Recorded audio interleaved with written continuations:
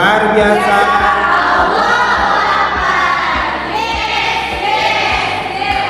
Oke, sebelum kita mulai hari ini, pembelajaran hari ini kita mulai dengan biasa, tepuk semangat dulu.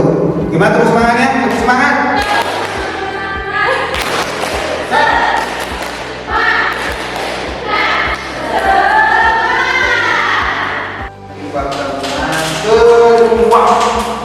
Hari kemarin, minggu lalu kita telah membahas tentang kontrak perkuliahan, tentang orientasi perkuliahan. Dari itu hari ini kita akan masuk ke materi yang selanjutnya. Materi ini berkaitan dengan belum mungkin kayaknya kosan. Nah, hari ini kita masuk ke materi penata manajemen kelas. Ada yang tahu teman-teman sekalian apa itu kelas? Nah, saya punya tulis video nih. Yang di sini satu, yang di sini satu.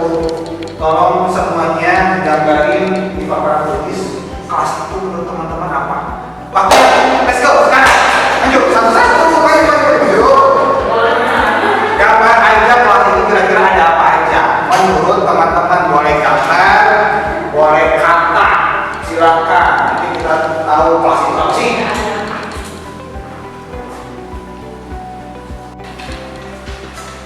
Oke, teman-teman, terima kasih banyak. Silakan tepuk tangan dulu. Ini hasil kerjanya teman-teman. Kelas itu sekumpulan kelompok. Siapa yang nulis? Kenapa kelompok? Karena biasanya kalau di kelas sekolah kita kan anak-anak itu punya karakternya masing-masing. Jadi beda-beda gitu. Jadi satu kelompok di dalam kelas. Oke, ini siapa yang bikin? Keluarkan. Kenapa? Menurut saya kelas itu merupakan tempat jadi ruangan. Oke, ini apa? Dulu siapa? Karena siapa? Ada gurunya. Ini siapa nih? Jadi setiap ruangan atau kelas terdapat siswa yang begitu ramai. Ini siapa? Pan. Apa ini? Guru lagi. Oh, ini bor.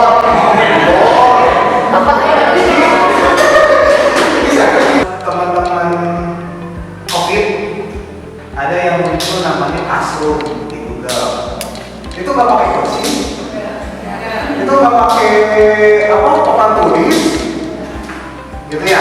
Terus semenjak teman-teman itu COVID, internet sedang berkembang, kami yang muncul Zoom, ada Google Classroom, ada WhatsApp. Apakah itu disebutnya dengan biasanya disebutnya kelas online ya? Iya. Nah, sekarang coba saya tanya, apakah di situ ramai nggak? Rame. Nih, di situ ruangan ada ruangannya? Tidak. Ada. Ada satu room di situ. Nah, coba aja perhatikan dulu tuh. Ada satu ruangan. Ada yang mengajar nggak? Ada. Ada belajar? Ada. Ada banyak siswanya? Ada. Tapi memang ada beberapa yang tidak ditampilkan di situ. Seperti apa? Papan tulis. Kursinya cuma apa? Layar. Teman-teman cuma menggunakan ini, menggunakan ini dan kuota internet yang akhirnya kelasnya ada di mana? Di sini. Nah, kelasnya ada di sini. Nah, sekarang kalau kelasnya adalah kelas online dan kelas fisik, berarti kelas itu apa? Coba.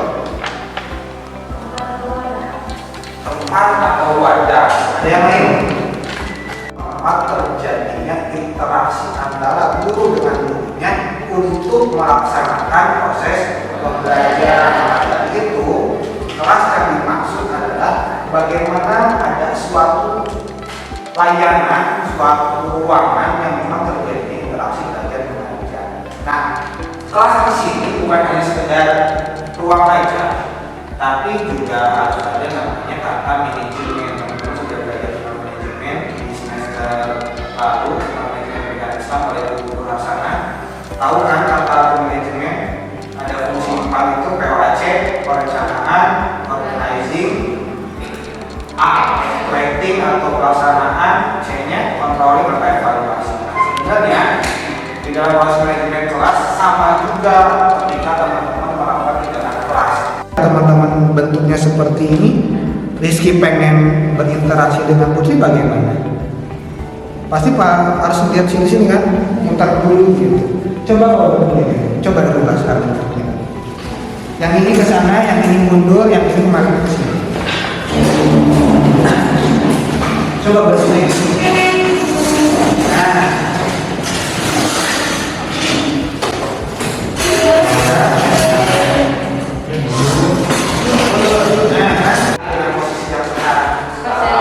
Kenapa?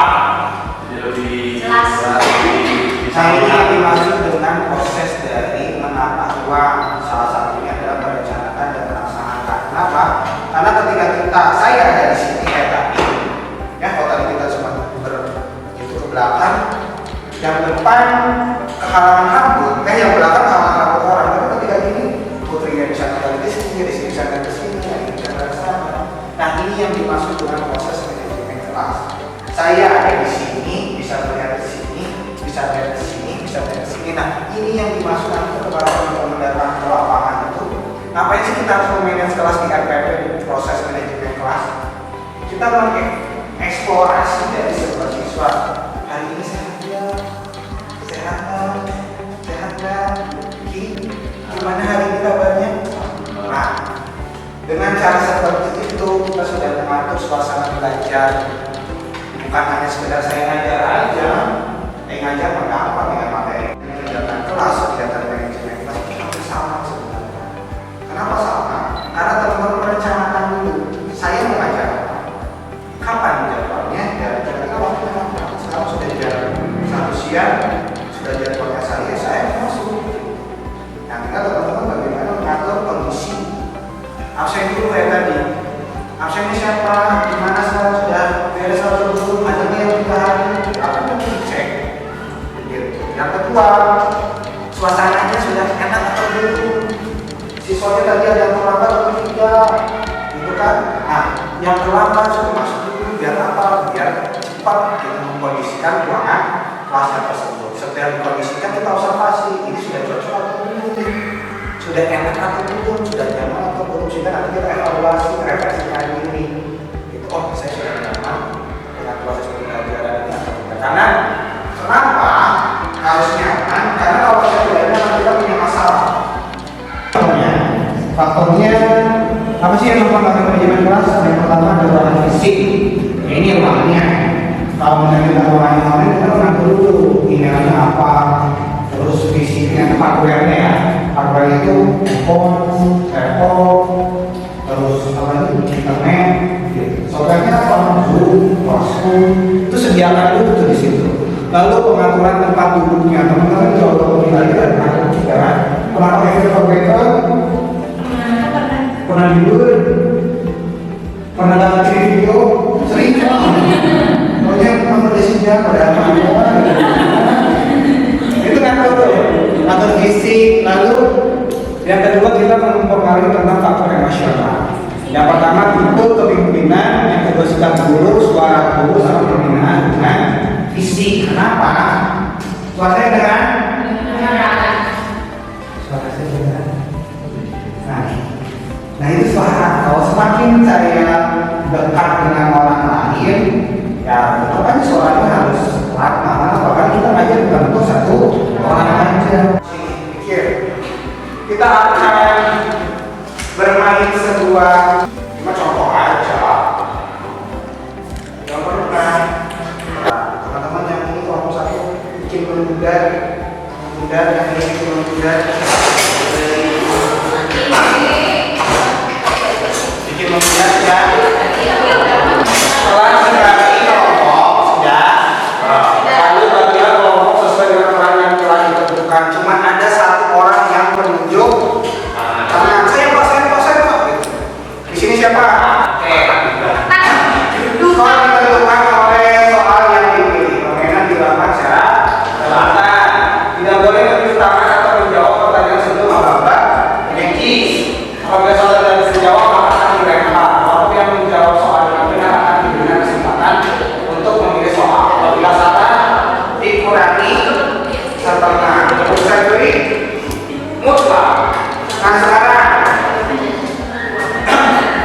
dibangun dulu. Mau siapa dulu? Dulu ya. Mickey Mouse adalah tikus berkaki dua, sedangkan bebek berkaki dua adalah salah. Adalah betul. Betul jawabannya.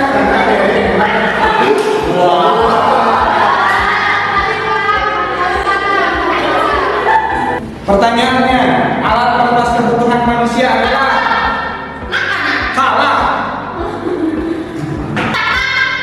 Uang. Tos. Main. Kita coba. Iya. Apa? Badan. Pada sebuah kota, jarak antara kota Roma dan kota Moskow adalah 10 cm. Jika skala pada kota tersebut adalah 1/1.500, maka jarak sebenarnya kedua kota adalah jauh.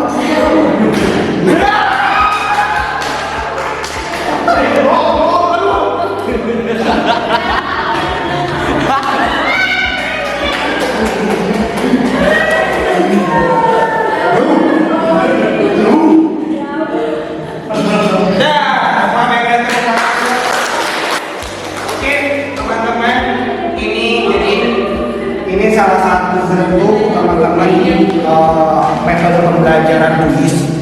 Kenapa metode pembelajaran ini bisa dimasukkan di dalam proses manajemen kelas? Karena ini bisa membangkitkan interaksi, bukan hanya sekedar interaksi individu yang pertama, tapi ada juga interaksi antar kelompok. Yang terbangun bukan hanya komunikasi antar individu, tapi ada komunikasi antar kelompok. Di sini juga teman-teman belajar percaya satu sama lain, percaya tentang kepemimpinan. Kenapa di sini harus ada pemimpin? Karena kalau semuanya ngomong itu akan berakibat tentang kegaduhan. Maka dari itu teman-teman dibuat satu orang pemimpin yang memang dia berperan untuk bisa ngacu, walaupun yang menjawabnya siapapun itu bebas saja. Nah, maka dari itu teman-teman, ini sebagai salah satu cara teman-teman untuk mempengaruhi suatu manajemen kelas sebagai usaha pencegahan masalah, karena teman-teman akan terbiasa dengan namanya interaksi satu sama lain. Posisi duduknya lebih enak seperti ini, berkelompok, ada interaksi pembelajaran, ada interaksi antara satu dengan lainnya, ada interaksi saya dengan teman-teman semuanya. Nah, maka dari itu memang teman-teman tolong perhatikan nanti kalau sudah mengajar di setelah lulus nanti. Mengajar itu bukan hanya sekedar saya membuat orang pintar, tapi bagaimana yang sekarang sedang ramai-ramainya adalah bagaimana membangun karakter dari si peserta didik itu sendiri. Apalagi semua teman-teman sudah diajarkan tentang pengertian, tentang usaha, tentang tujuan, tentang konsep, tentang masalah, tentang penataan ruang, sampai cara mereka belajar. Sekarang teman-teman akan pahami itu. Video itu simak dengan baik. Bagaimana sih guru itu untuk memaksimalkan kelasnya secara modern. Apalagi teman-teman sekarang sudah berteknologi, sudah berkembang. Teman-teman bisa pakai Canva mengajar seperti ini. Teman-teman bisa memakai apapun itu. Pernah pakai ChatGPT? Pakai ChatGPT-nya, pakai AI-nya, tapi dikembangkan, bukan copy paste. Nah, sekarang sudah berkembang seperti ini, silakan dipakai. Dan mungkin hari ini cukup sekian pertemuan kita hari ini. Saya sampaikan, mungkin kita bertemu lagi di materi yang selanjutnya tentang modern classroom, biar nanti teman-teman mengetahui tentang apa sih classroom itu dan secara awal seperti apa teman-teman analisis. Kerjakan itu semoga baru dikumpulkan pada jam pertemuan yang sesuai dengan jam. Ada pertanyaan sampai sini?